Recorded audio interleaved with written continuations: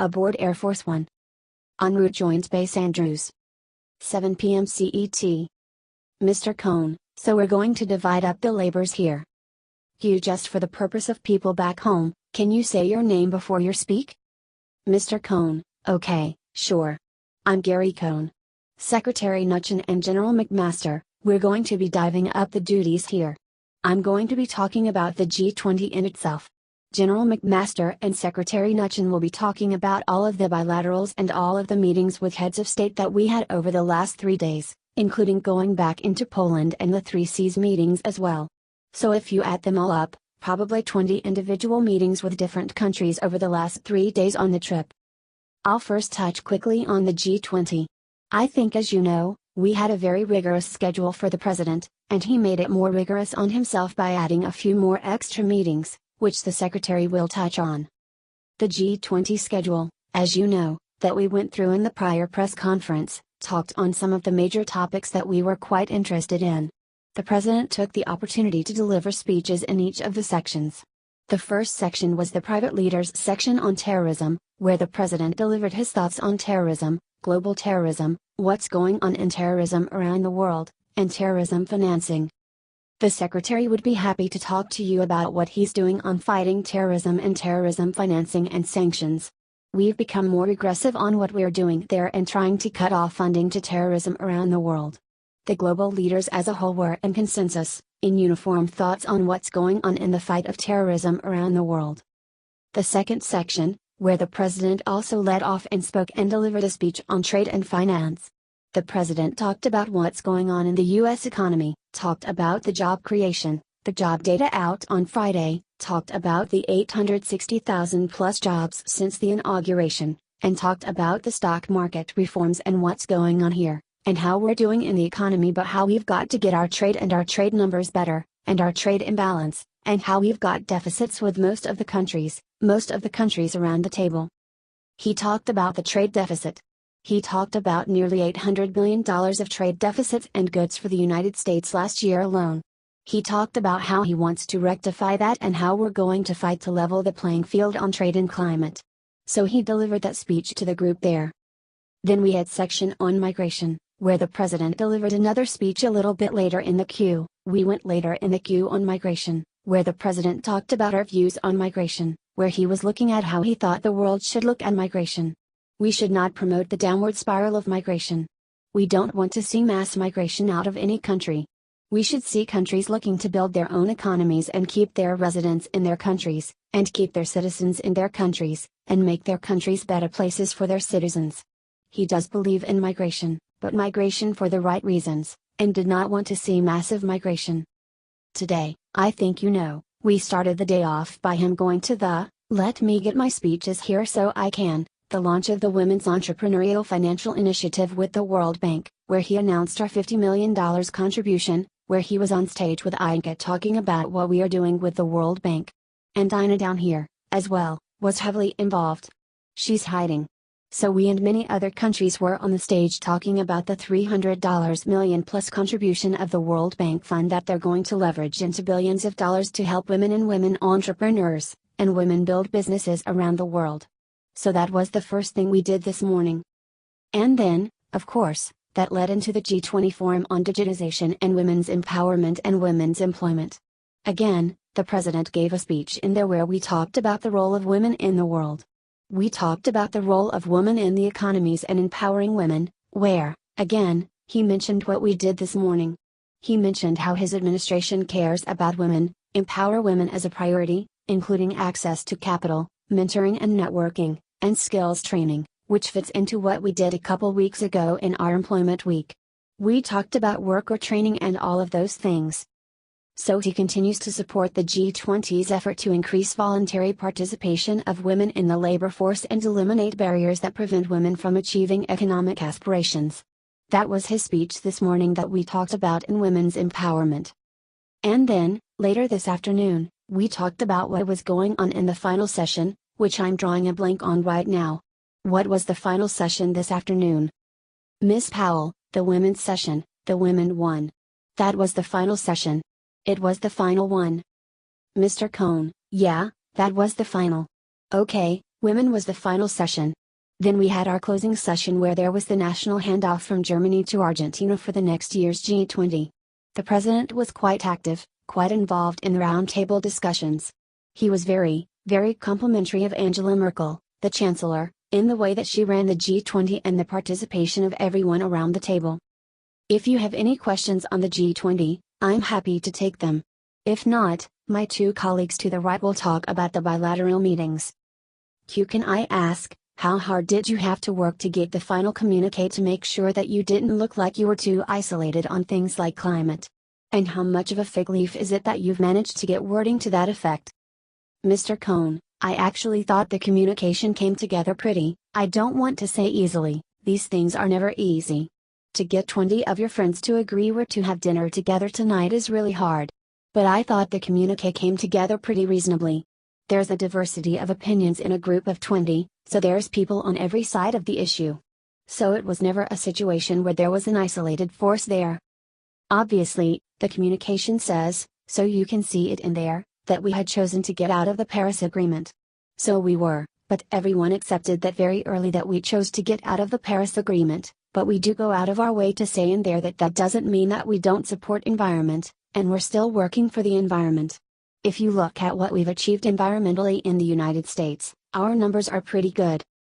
So it was not a situation where there was contentious discussion going on. Secretary Mnuchin, I would just say on the communique, and if you look at how far we've come since the original G20 finance ministers meeting where we had one sentence on trade, and I think as you all know, it was kind of 19-1, me being the one, here, I think the trade paragraph has enormous substance to it. It incorporates the concept of reciprocal and fair trade. And I think there was a real focus on dumping and other issues on steel. I think there was an incredible consensus, and now it's many months later. But anyway, why don't I do this? Why don't I just talk briefly about the bilats and then we'll take questions on anything you guys want. So this was the president's second trip abroad. I think that a major focus of the trip was not just participating in the G20, but was very substantive. They were very, very substantive bilats. And Secretary Tillerson joined us on the trip, in Hamburg specifically, to participate in the bilats. I think as you know, we started in Poland with 2 bilats in Poland and then participating in the 3 Cs with another 10 leaders. President Trump participated in that meeting, which was very substantive, and listened to each one of those leaders as they had different views. We then came to Germany, where there were 10, there were another 8 bilats here. There were 3 policites on top of that. The bilats were very, very substantive discussions. These were not just relationship builders. These were very focused on economic issues, trade issues, security issues, North Korea.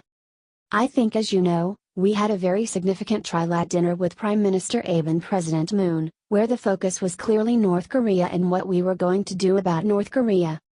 The other 2 most substantive bilats were obviously the Russian bilat with President Putin, which started out with the intention of being a half an hour, and went for over 2 hours. We had another very substantive bilat today with President Xi of China, which lasted over an hour and a half, and would have lasted longer if we didn't have to get pulled up to leave, since we had a time issue. But these were very substantive issues. In regards to China, we had very direct discussions about North Korea. We had very direct discussions about military and security cooperation. And we had very direct discussions about the Comprehensive Economic Dialogue, which will be following up with a meeting in July, in DC. So these were very, very, substantive discussions. Mr. Cohn, let me add something. The 3 of us have been in, I would say, basically all of the president's bilats since day one. The relationships that inaudible. Mr. Cohn, what was it? Inaudible, 1. Mr. Cohn, I said basically all. The relationships that he's building and the camaraderie that he has is just extraordinary. I mean, you can see the personal relationship he has with Zion Abe and all these people. The warmness and the openness that's going on between the 2 of them, it's really extraordinary. Just to follow up on that, and to what Andrew asked about Mr. Mnuchin, inaudible, on Merkel, okay? Whatever original discussions there were, that was one of the most substantive meetings where it was very clear that the president addressed issues of trade very directly. Merkel was very direct. It could not have gone better. I think it was very clear we're on the same page on almost every issue. And whether it was Theresa May, where obviously it's the US's most substantial ally, I mean, these were very substantive discussions where the president was brilliant and had a command of these discussions and the issues. Can you talk specifically about the meeting with President Xi? In his public remarks, the president was complimentary of President Xi and what he's done on the issue of North Korea. But we know he has also said that he is frustrated that China hasn't done more. So did he voice that in private? Or can you characterize at all what their discussion was with regard to how to respond to the latest? Secretary Mnuchin, I think the discussion was very direct. So it started with again, this was an hour-and-a-half meeting with a very large component of it focused on North Korea. And I think we had substantive discussions about, for the financing of North Korea. We had substantive discussions about ways of dealing with North Korea together. And I think that President Trump made very clear to President Xi that he is focused on this issue, and wants to move forward and make progress. And I think President Xi gave a very interesting perspective from their standpoint. So I think it was very predominantly about. Did he ask, inaudible, Mr. Spicer, I want to get McMaster in here. Let's do that, and then we can keep going. General McMaster, okay. All right, first, I just wanted to remind everybody that the president's second overseas trip began in Poland, where he attended a 3Cs conference with 12 heads of state from Central and Southern Europe. It was an extremely successful exchange of views and perspectives there. And you really got to see the three main objectives that the president gave us to structure this trip being met from the very beginning of the trip, which is promote American prosperity, protect American interests, and provide American leadership. And you saw the overlap between defense and security cooperation with energy security, and the role the United States can play in ensuring that those nations are not dependent on any one source of energy and are not then susceptible to the kind of coercion associated with that single source of energy. He also saw how those nations really want American leadership, really want America to be engaged in that part of the world. And what the president was able to do there, and in his meetings with President Duda and the Polish leadership, is really reaffirm America's leadership, commitment to our allies, and to NATO in particular. And the very powerful speech that he gave I think is a great example of the overlap between those three objectives of prosperity, protecting our interests, and providing American leadership. I think what is really important is I think you can see with the president's engagement is the advancing of American influence and leadership, and a recognition, by us, by everyone, that America first doesn't mean that the rest of the world last. America first doesn't mean America alone. And it means that peace, prosperity, and the rule of law are the surest guarantors of liberty, both at home and abroad. And that speech in Poland, I would just ask you to go back to that text to see the overlap between those three objectives. The president reiterated his commitment to mutual support and defense through NATO, and he gave a stirring affirmation of our values and why it's important for us to understand who we are, and to be determined to protect our values. He talked through the historical lens of the Polish experience to emphasize what we need to do today to defeat the enemies of all civilized people represented by these terrorist organizations that use a perverted interpretation of religion to foment hatred and justify violence. And throughout the trip, throughout his engagements with leaders, as Secretary Mnuchin already mentioned, the president emphasized the need to deny safe havens and support bases for terrorist organizations, and talked about ongoing operations with our allies and partners to do that in the Defeat ISIS campaign in places like Syria, Iraq, and Afghanistan. He then also, though, emphasized again the need to cut off funding not only for terrorist organizations but also to those who propagate this extremist ideology that continues to fuel this problem and bring people into these organizations, and then, of course, to combat the ideology itself. And so that was a theme in almost all of the bilateral engagements as well as the beginning of the trip in Poland. You have the list of all the bilateral engagements. We're happy to answer any questions you have. But I think what you saw is that America first means building coalitions especially with those whose interests overlap with ours. And what you saw is really a high degree of common understanding of not just problems that we're facing, but also opportunities that we can take advantage of. And each of these meetings, each of these engagements with leaders advanced American interests in the areas of our security and American prosperity. And we can cover lots of specifics on that if you'd like as well. And then, of course, there's a recognition that the United States benefits when our allies and partners are stronger, and when burdens and responsibilities can be shared and shouldered more equitably. And so what you have seen is a very big emphasis on defense cooperation and a desire for us to have interoperable capabilities with our allies. And that was a big defense cooperation theme throughout all the engagements in Poland and in the G20 as well. General McMaster, Vladimir Putin and Sergei Lavrov walked out of that bilat yesterday and went out, and they told people that President Trump had accepted their denial of election interference. Is that true? Secretary Mnuchin, let me just say, first of all, I think President Trump handled the meeting brilliantly, okay? It was very clear what started as a 30-minute meeting, and President Trump made it very clear in addressing the issues around the election. After a very substantive discussion on this, they reached an agreement that they would start a cyber unit to make sure that there was absolutely no interference whatsoever, that they would work on cybersecurity together. And President Trump focused the conversation on Syria and the Ukraine and North Korea. And I think it's very important that President Trump had a very substantive dialogue with his counterpart on this. And it is very clear that there are many issues we need to open a dialogue on. And I think President Trump handled it brilliantly. General McMaster, can you address not the question of how President Trump handled it, but the question of how Putin and Lavrov have handled it? What are you going to do about it? I mean, it's not true, is it, that President Trump accepted Putin's statement? General McMaster, what the President and Secretary Tillerson charged us with as they came out of the meeting is what we're going to do going forward.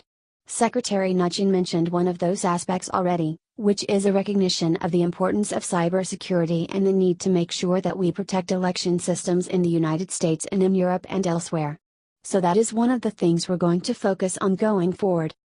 But I think the most important thing, from my perspective anyway, coming out of the meeting, is the importance of having a bilateral relationship with Russia so we can work on problems together. And so as Secretary Mnuchin mentioned, and as Secretary Tillerson mentioned already, it was a wide-ranging, substantive discussion. No problems were solved. Nobody expected any problems to be solved in that meeting. But it was a beginning of a dialogue on some tough problem sets that we'll begin now to work on together. And you saw the beginnings of that with the work that Secretary Tillerson has done with the Russians on Syria. It's the very beginning of attempting to get to some degree of stability in a portion of Syria to begin to get to an outcome there that ends the humanitarian suffering there and begins to bridge toward enduring political settlements in at least parts of that troubled country and for that long-suffering population. So you see the beginning of working together in these areas. But you have the president of another country making a statement about the president of the United States. Do you not want to respond to that and correct the record if it is wrong? Secretary Mnuchin, you know, we're not going to make comments about what other people say. President Trump will be happy to make statements himself about that. But President Trump handled himself brilliantly. It was very clear he made his position felt. And after very substantive dialogue on this, they agreed to move on to other discussions. And I think it's very clear that they've opened a dialogue, that it's important to have a dialogue. As we've said, they focused on a ceasefire on Syria, focused on making sure that we have a cyber unit to make sure that Russia and nobody else interferes in any democratic elections. And we focused on the issue of North Korea, which is a major concern to us and all our other allies. Why did you decide to raise it anyway, though? There seemed to be a debate, sort of, in the days leading up to the meeting. Would he raise it? Would he not raise it? Why did he decide to sort of raise it at all? Was that essential, do you think, to start that dialogue? Or why did he decide ? Secretary Mnuchin, I think it was obvious that it was an issue, and President Trump was going to bring it up and raise it. He wasn't afraid of it. He addressed it head-on, and then they moved on to other issues. How do you develop an atmosphere of trust and working together on all these important issues that you just laid out when the two sides can't even agree on what happened in that conversation in the first face-to-face meeting? Secretary Mnuchin, I think it's very clear that there's lots of things that we need to work on with them. And there's a commitment to move forward, work on issues that we can work on together. And I think the Syria ceasefire is a major, major success.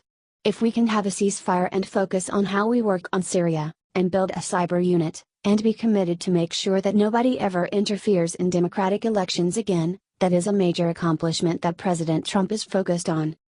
Did the issue of Russia's properties in Maryland that the U.S. confiscated come up? And how did President Trump respond? Secretary Mnuchin, I'm not aware of that coming up. I got debriefed on the meeting and didn't hear anything about that. So it may have, but I don't know. Q1 follow-up to Gary on the question of the G20 and climate change. We understand there was some tension with President Macron over climate. Can you describe what happened there? And can you also look forward to this upcoming trip to Paris and describe the relationship and what he wants to do there between Macron and Trump? Mr. Cohn, look, there's a debate on climate, from your question. But I think the president, I'll read you two, I think the section I left out before was climate. So I'll read you 2 sentences out of the president's speech.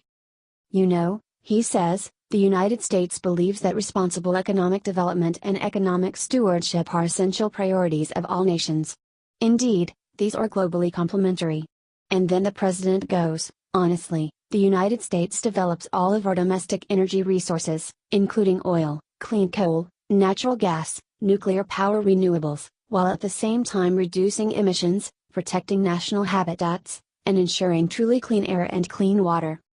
So the president clearly believes in the environment. He talked about it here. You know, Macron and the president have somewhat different views on how to achieve the end goal, but I think the end goal is the same. And they were debating how to achieve the end goal. And what about the broader relationship between those 2 men ahead of the Paris trip? Mr. Cohn, their relationship is great. I mean, they had 2 different pole sides. Macron personally called the president and invited him, and asked him to come to the 100th anniversary of Bastille Day next week. The president is going to Paris next week. General McMaster, it's Bastille Day and the 100th anniversary of the entry of American troops into World War I. Sorry, sir. Mr. Cohn, thank you. Thank you, General. Laughter. But what does he want to achieve on that trip? Mr. Cohn, we are scheduled already. The schedule is determined. We'll probably tell you guys what it is next week. But it's going to have a couple official meetings mostly around, I would say, security and military meetings, as well as a long bilateral between the 2. Secretary Mnuchin, all right. I think we're going to cut it off at this point. You know, don't cut it off. You know, that's not fair. Seriously, that's not very long. What about Erdogan? What about the Erdogan meeting? Ms. Sanders, it was 27 minutes. 20 of it was not Q&A. End. 7:25 p.m. CET. 7:25 p.m. CET. 7:25 p.m. CET.